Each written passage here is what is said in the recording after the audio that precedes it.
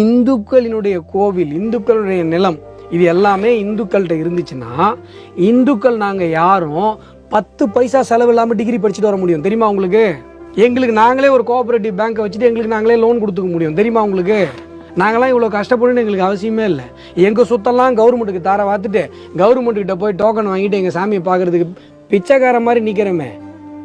எங்களுக்கு அதெல்லாம் சொரணம் வந்துடும் நினைக்கிறீங்க? போலீஸ் நீங்கள் மட்டுமா கேட்டீங்க? போலீஸ்காரர் கேட்டார், அவ்வளோ பண்ண வேலை கேட்கத்த வக்கு இருக்கா உனக்கு? இல்லை சார், இல்லை சார். ஏன் சார் ஒரு சிஎம் நாங்கள் ஓட்டு போட்டு உட்கார வச்சுருக்கிறோம் சிஎம்மா, அவர் வந்துட்டு அதெல்லாம் முடியாது, கோர்ட்டாவது என்னது உனக்கெல்லாம் கோர்ட் ஆர்டர் தூக்கிட்டு வந்தால் உனக்கு வேலை கேட்கணுமா போயா அப்படிங்கிறாரு. போலீஸ்காரர் சொல்கிறாரு வேலை கேட்டவனுக்கெல்லாம் வக்கு இல்லைங்கிறாரு. எங்களுக்கெல்லாம் என்ன சார் சொரணை? நாங்களாம் இந்துக்கள் சார். நாங்கள் என்ன இஸ்லாமிய பெருமக்களா இல்லை கிறிஸ்தவ பெருமக்களா? நாங்களாம் 2ஆம் தர குடிமக்கள் தானே இந்த மண்ணில். எங்களுக்கெல்லாம் என்ன இருக்குது ரைட்டு? இது கோவப்படுற விஷயம் இல்லை சார். எங்களுக்கு இருக்கிற அடிப்படை உரிமைகளை நாங்கள் கேட்குறோம்.